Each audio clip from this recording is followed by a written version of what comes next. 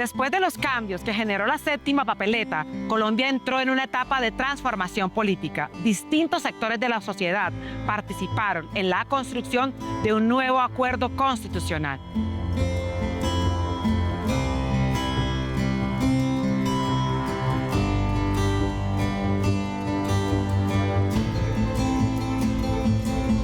Yo creo que fue una fantasía porque era un momento de muchísima dificultad.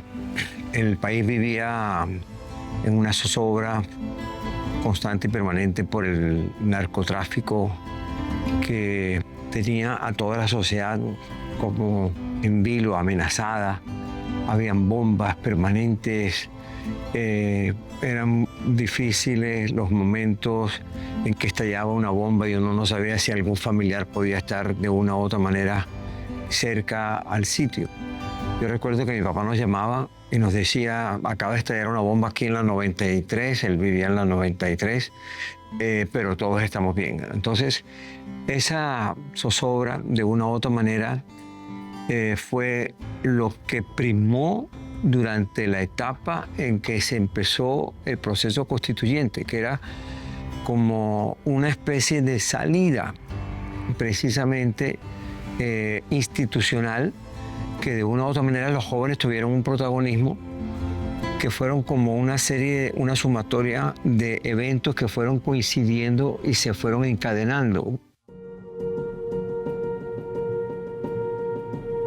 Recuerdo mucho la explicación que dio el director del Tiempo de la época, el doctor Santos, que tenía que escribir un editorial y se asomó a la séptima desde la ventana de su oficina, en ese momento quedaba en la séptima, el Tiempo, y ve una marcha de jóvenes y eso lo inspira para que él escriba de una u otra manera un editorial que tuvo mucha incidencia en ese momento sobre la importancia de escuchar a los jóvenes que en ese momento pedían procesos de cambio y la única manera de ubicar estos cambios tenía que ser a través de un proceso pues de transformación real.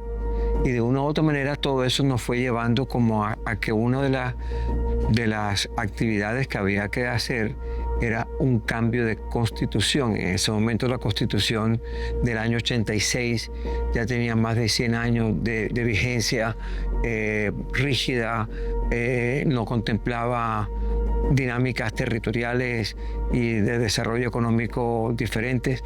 Entonces yo creo que se abrió esa perspectiva, porque entonces todo fue desencadenando a que teníamos que convocar a una asamblea constituyente.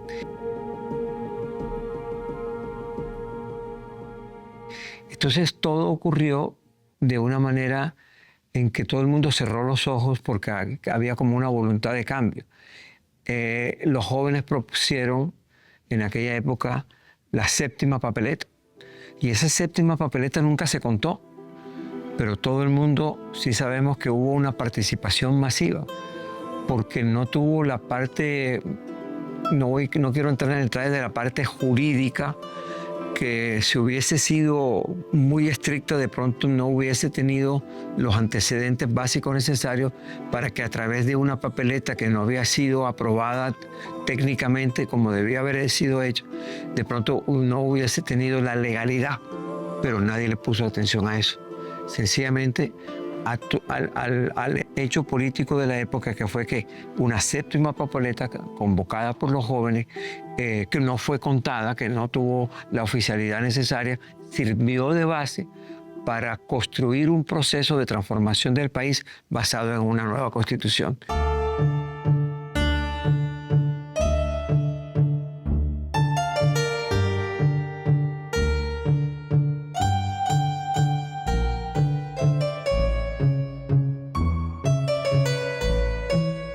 Un momento difícil y de mucha complejidad vivía el país finalizando la década del 80. Recordemos todos tristemente que fueron asesinados 4 candidatos presidenciales. Después de ello, la séptima papeleta fue un oxígeno, un nuevo aire para el país que permitió que las juventudes, que los indígenas, que nuevas ciudadanías que no se sentían incorporados en la Carta Constitucional de 1886 tuviesen protagonismo. Entonces fue un momento de mucha alegría en donde hoy tenemos una Constitución que garantiza derechos y alejada de una Constitución que fue la de 1886, la de Caro y Núñez, una Constitución eminentemente confesionalista y que tristemente gobernó en su momento un estado de sitio, estado de conmoción.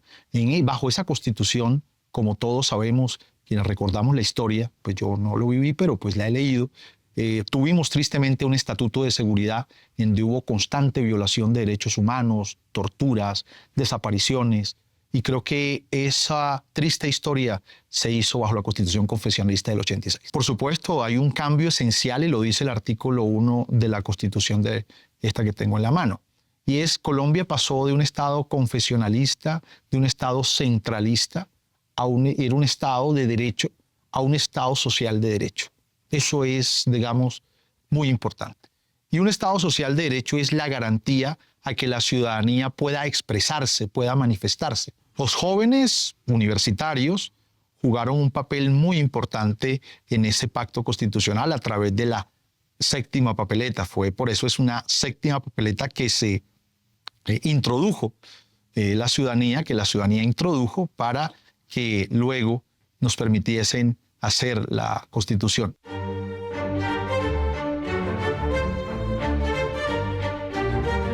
El resultado fue la Constitución de 1991, un nuevo pacto político. El texto amplió el reconocimiento de los derechos fundamentales y fortaleció la participación democrática.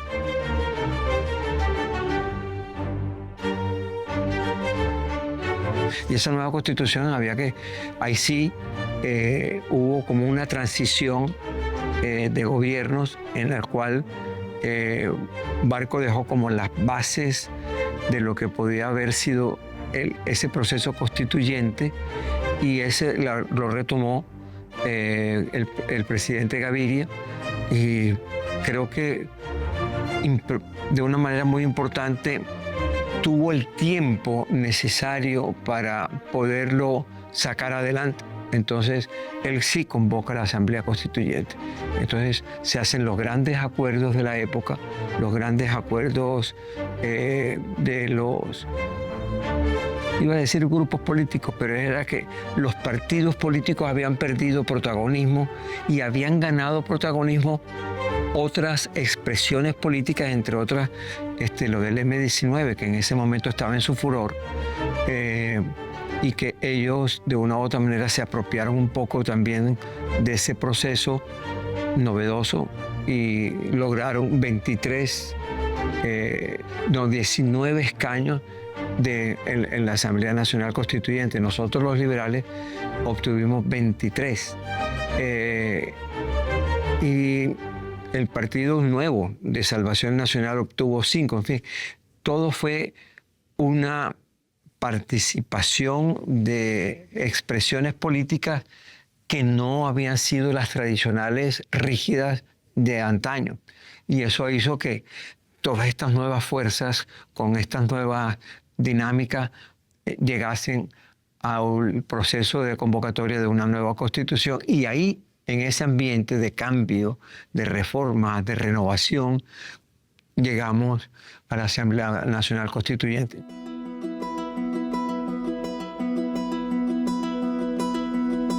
Personalmente, tuve que tomar una decisión de vida. Había esa posibilidad y nos llamaron para convocar Serpa, Perry, de una u otra manera, que éramos del Poder Popular, Partido Liberal de la tendencia del Poder Popular. Queríamos hacer una lista y finalmente fue la lista 60. Y esa lista 60, pues, era muy difícil. A mí me ponían en el puesto cuarto. Yo logro que el puesto cuarto era muy complejo y que logro estar en el tercer puesto. Y esa lista 60 tiene 3 escaños en la Constituyente. Así es como llego yo a la Constituyente, como parte del Poder Popular, Partido Liberal, que de una u otra manera en cabeza de Serpa, lanzamos lo que se llamó en ese momento la lista 60, que tenía Perry de segundo y yo era el tercero.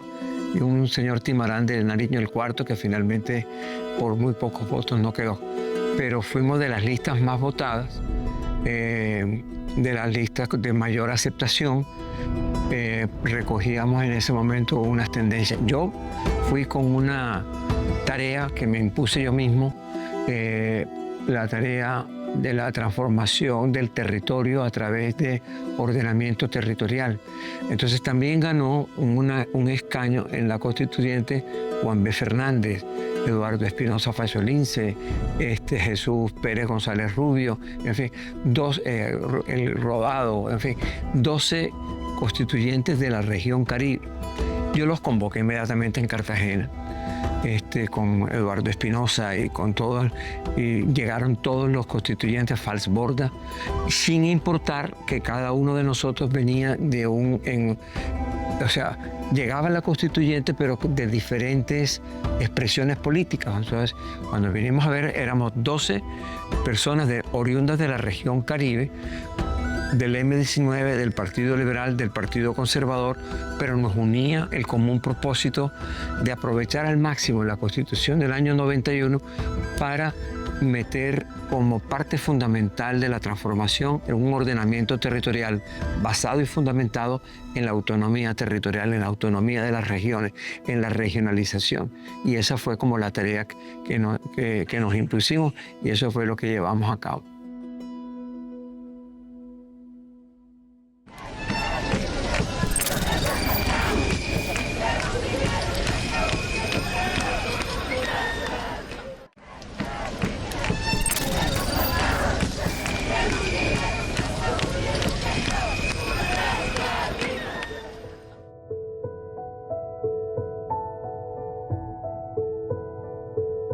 La Constitución de 1991 marcó un punto de inflexión en el que los nuevos mecanismos cambiaron definitivamente el relacionamiento entre la ciudadanía y el Estado.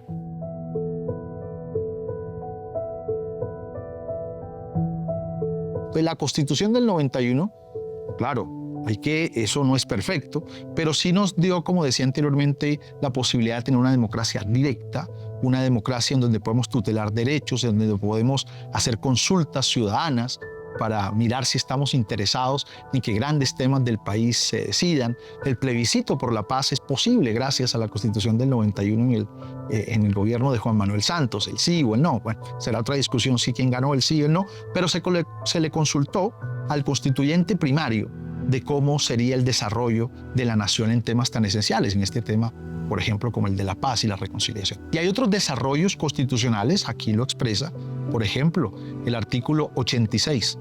El artículo 86 es el que le da vida, y creo que es muy importante, que es la acción de tutela.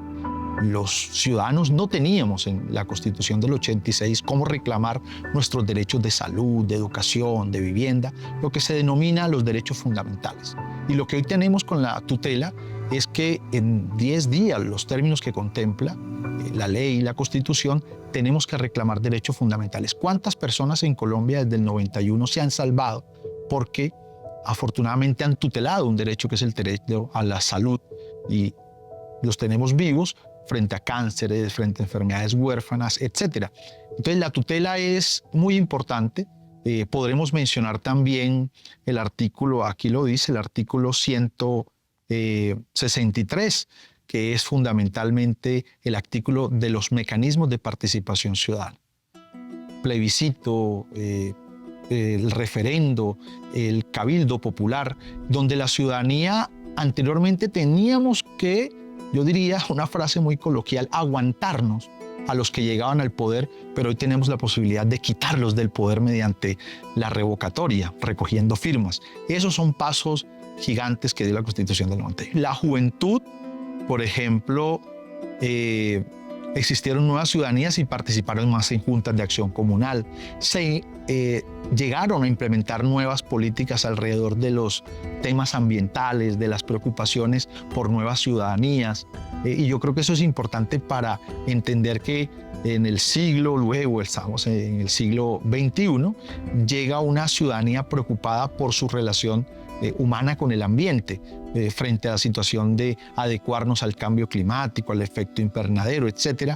Y creo que la juventud jugó un papel preponderante y siempre lo va a jugar. La Constitución del 91, porque es normal, no teníamos unas juventudes tan fuerte animalistas, por ejemplo, los animales sintientes. Creo que no sé, el 80, no puedo tener la cifra, pero en los grandes centros urbanos todos tenemos un animal de compañía, un gato, un perro, etcétera, doméstico, por supuesto. Regulaciones frente a estos temas, al maltrato animal. Ayer una senadora de la República, o hace pocos días, casi que presentó un proyecto de ley para que los perros no sean animales de compañía, animales para el ejercicio de las empresas de vigilancia. Esas son nuevas realidades que en la Constitución del 91 no estaban expuestas. Otros deportes que los jóvenes se toman, las calles, que son deportes que los llaman deportes urbanos, y esa cultura del hip hop, digamos, hay nuevas expresiones urbanas, los jóvenes campesinos, digamos, creo que se abre el abanico para que la juventud se exprese en el arte, en esa cultura, en la recreación, en el deporte, en el entretenimiento, y creo que la Constitución del 91 se queda corta frente a esa coyuntura, frente a esa realidad que hoy estamos viviendo en el siglo XXI. Eso sí es un avance significativo. Fueron ellos que con la iniciativa de la séptima papeleta dieron vida a que eso pasara frente a las coyunturas anteriores que te comenté del proceso de paz con el M-19 y otras insurgencias, pero los jóvenes definitivamente jugaron un papel determinante, preponderante, y esos mismos jóvenes hoy son figuras de la vida política nacional. Fuera de cámara recordábamos que hoy tenemos una candidata presidencial, gustenos o no su posición, que es Claudia López. Fue ella también como estudiante en su momento quien impulsó junto a otros jóvenes universitarios como Fernando Carrillo, que fue procurador general de la Nación, y ese hombre fue procurador y es producto de su inquietud política desde temprana edad. La Asamblea Constituyente eran 70 miembros, después entran 2 más, o sea que en total éramos 72, la mitad 36, más 1, 37. Lo que no tuviese 37 votos era una idea que se quedaba en lo que nosotros llamábamos el zoológico. Hubo un pacto constitucional, recuerden, y se presentó esa asamblea donde los jóvenes y otras expresiones democráticas por fuera del bipartidismo liberal, conservador, tenían cabida y tenían una nueva voz. Bajo la Constitución del 91 se puede ser senador joven, se puede ser senador a partir de los 30 años y se puede ser concejal a partir de los 18. Antes casi que la mayoría de edad de la gente era a partir de los 21 años. Entonces se baja eso y le da apertura a que los jóvenes participen más activamente en política. Y fue muy importante porque la juventud, en su sensibilidad social, en su sensibilidad vivencial, consideraba en ese momento, y todavía hoy lo puede seguir considerando, que este país le faltaba democracia. Era una democracia, como muchos politólogos la han denominado, restringida, sin altos niveles de participación y sobre todo lo que te decía anteriormente, mucha violencia. Y la violencia política se da cuando se excluye.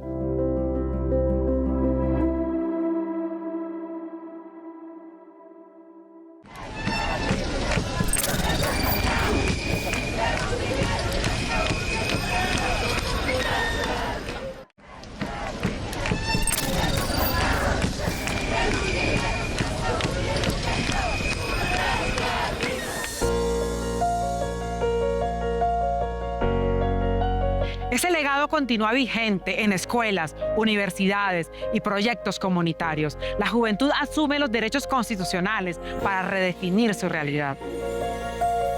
Considero que sí es necesario, si bien hacer reformas a la Constitución del 91, es pertinente una nueva constituyente o una nueva constitución en el siglo XXI con unos temas muy concretos, muy puntuales que quedaron pendientes del 91. Considero que la Constitución del 91 ha avanzado, pero quedan en grandes vacíos que, como te decía anteriormente, se entregaron al mercado. Por ejemplo, la Ley 142 sobre servicios públicos que se desarrolló luego de la Constitución del 91. La Ley 142 le entrega al neoliberalismo y a grandes emporios transnacionales el manejo de nuestros recursos hídricos, nuestros recursos energéticos, y eso tiene que haber una nueva Constitución para que hable de eso. Tristemente, nuestra Constitución del 91 no logra entender en su momento los temas mineros, y nosotros tenemos que hacer una regulación muy importante frente a la minería, porque la minería está altamente conectada con la criminalidad, son economías ilícitas, son producto de este conflicto. Entonces, todo eso es producto de las coyunturas, y las constituciones, las leyes, tienen que adecuarse a realidades socioeconómicas, a coyunturas históricas, a realidades que son propias del devenir de la humanidad y de la sociedad como tal. Entonces, creo que es necesario, como lo ha planteado hoy el presidente actual, hablar de una nueva constituyente para que hablemos de paz, de recursos hídricos, de servicios públicos, y será una gran discusión donde estarán todos los sectores del espectro político nacional. Desde el punto de vista de ambición de país, el esfuerzo más grande colectivo que se ha hecho. La prueba está en que ha habido múltiples intentos de reformar la Constitución y todos, de una u otra manera, hasta ahora no han tenido el éxito que se requiere. ¿Por qué? Porque es que convocar a todas las fuerzas requiere de la construcción de un momento político que nos ordene a todos mentalmente y aceptemos estar en un solo salón, fuerzas políticas que a su vez construyan institucionalmente unas reglas de juego para poder operar. Nosotros podríamos sentarnos acá a especular, a tirar discursos, más chévere que eso nada, pero eso no lleva a construcción de instituciones. Lo que te lleva a la construcción de instituciones es cuando a estas reuniones se le pone una institucionalidad, unas reglas de juego, una fuerza, unas reglas de juego para funcionar como un cuerpo colegiado que tenga precisamente la base jurídica para poder hacer las grandes transformaciones. Entonces, si no entendemos eso, que es lo de fondo, siempre nos vamos a quedar en la parte chévere, como decimos, la parte bacana, que es hablar, especular, tirar ideas, y eso no funciona así.